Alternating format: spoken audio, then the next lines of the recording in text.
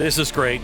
So let me give you the update on guns and just proof positive how out of touch the elite is. This is from the New York Times. Supreme Court is expected to rule and possibly overturn a century-old law that allows local officials great discretion over who can carry a handgun. It tells a story every weekday morning in a nondescript office building in downtown Manhattan. Representatives from dozens of law enforcement agencies meet to discuss gun arrests and shootings in New York City from the day before. Already this year, the New York Police Department has recovered more than 3,000 guns. Well, or were those legally registered guns? What kind of guns?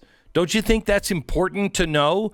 Were these handguns that were purchased legally? And then how were they used? Were they used by the people that purchased them legally? So they're talking about how the Supreme Court is coming out here in the next couple of weeks with a case that they heard back in November, and they're expected to turn this over, and it would have massive consequences all over the country for states like California and New York. So one of the guys, the president of the nonprofit Citizens Crime Commission, is quoted in the New York Times. Now, I want you to listen to this. A lot more people are going out now, and they want to go out and get guns, and all for the wrong reasons. Okay, Richard Aborn, I tried to think before I read on, what are the wrong reasons?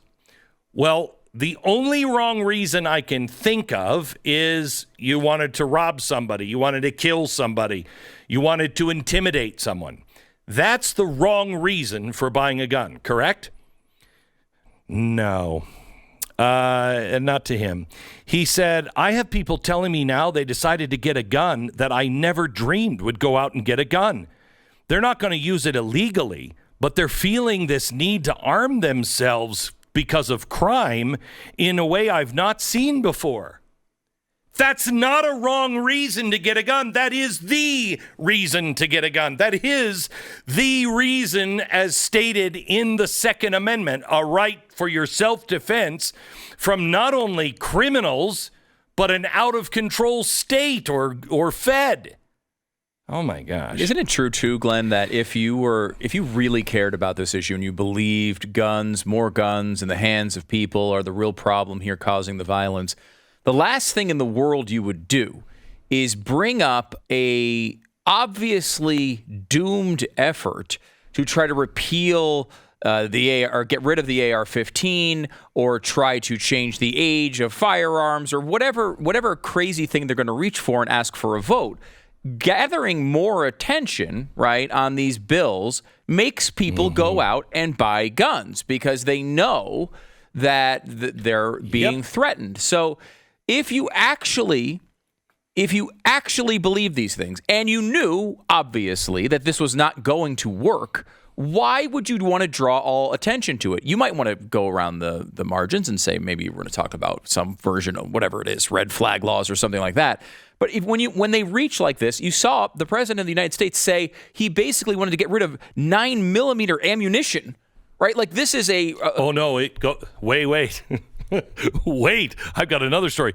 Have you heard the story from New York on what Kathy Hochul has done? She's the governor now of New York. Mm-hmm. She yesterday signed in, I think, 9 or 10 bills that have now just been passed that she recommended. They've all been approved by the Democratic lawmakers for New York. They're raising the age of semi-automatic weapons, so no 18-year-old, as she says, can walk in after having their birthday cake and buy a semi-automatic weapon. Okay, so that's one. Senate Bill S-9458 is the name of the bill. No one under 16 could buy and possess a long gun ranging from a shotgun to a rifle. Now it's 21. But hey, at 18, you can go and sign up to kill people in other countries, with a gun. Weapon of war, just want to say. Yeah. Huh. Yeah, this is fascinating. Then we have...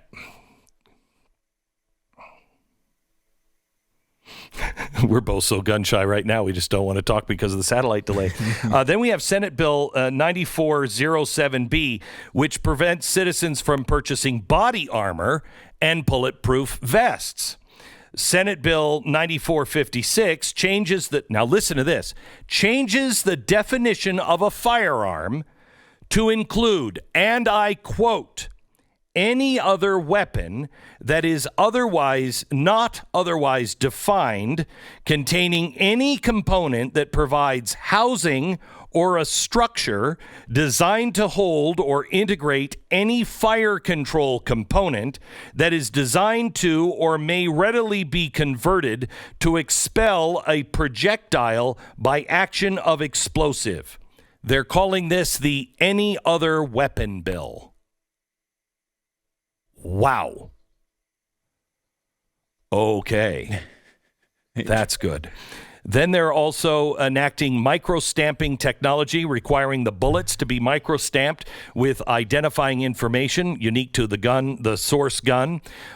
This will bypass ballistic tests. It'll also make your ammunition more expensive in any other state. These gun companies should just say, we're not going to, you know what, New York, we're not going to do it. It's like the gasoline. The reason why everybody's paying so much is because we're all going on the California blend right now, and it's just jacking up prices everywhere. I think these refineries should say, you know what, California, you're going to be on the battery anyway, so we're just not going to make your special blend anymore. The rest of the country, doesn't mind having a little gas from time to time. Then they also, in New York, established a task force on social media and violent extremism. Well, that's going to be good. I'm sure they're not going to look into that New York Muslim compound that we talked about years ago that was housing all kinds of radicals. And they were like, what radicals? I don't know what you're talking about. What do you mean, Muslim town? That doesn't exist. It was nuts. But this one, they're all over. It really is a fascinating dynamic when you look at the entire debate here, because the left is pushing for new gun laws. Okay, we know they want to restrict Second Amendment. We know they want to take guns away. But let's just say, let's go down this road for a second, and let's pass all of these restrictions on guns. Okay, so now we have a bunch of new gun laws. What do you need to do with gun laws for them to be theoretically successful? You need to enforce them. Now, to enforce them, what you need are police, which the left wants to get rid of. And so let's just say, for some reason, they skip that one of their core, of their core beliefs, and say, okay, fine, we're going to have lots of new police to enforce all of these new laws. Who is disproportionately going to be affected by all of these gun laws? Who do you think is going to be in, let's say, a city, maybe attached to a gang, attached to a criminal enterprise in a city environment?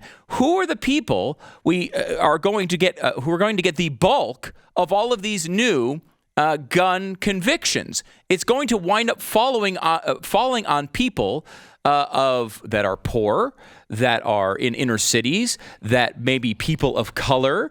And what you'll see from the left then is to tell us why there is this prison or this school to prison pipeline where all of these young African Americans are being put in prison for all of these laws. And obviously, if you follow the Ibram Kendi, Robin DiAngelo white fragility mindset, any law that results in disproportionate affectation of African Americans or any other person of color is inherently racist.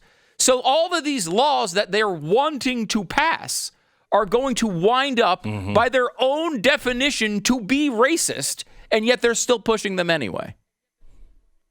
Yeah, well, that's what they do. I'm convinced that progressives have been racist and have just hid it very well. They've been racist since the early 20th century, and I just think they've hid it very well. And not hiding it very well, really. If you would just stop, if African Americans would stop and look what the policies have done to their families, to their jobs, and everything else, you might understand who the real racist is. By the way, the president has said, who would use it? You don't need an AR-15 to protect yourself. Let me give you this. A 8-month pregnant woman had to defend her then 11-year-old daughter and herself and her injured husband during a violent home invasion in Lithia, Florida. Her husband, Jeremy King, was being pistol whipped and kicked in the head by 2 masked burglars. She said, quote, "Them guys came in with 2 normal pistols and my AR stopped it." She said, the husband said, "My wife evened the playing field and kept them from killing me. They came in heavily hooded and masks. As soon as they had got to the back door and got it open, they had their pistol on me. I was grabbing my 11-year-old daughter. I'm telling them I have nothing for you. And they said, give me everything you got. And then it became real violent, real fast. The burglars, who wore masks and hoods, pistol whipped and repeatedly bashed King in the head. He had drawn a weapon on them. They quickly took it away from him. And that's when she, who was in the back bedroom, poked her head out. One of the burglars shot at her, and so she got an AR-15 from the bedroom and shot them. So that was the end of that. But other than that, I can't imagine who would use an AR-15 to protect themselves in their homes.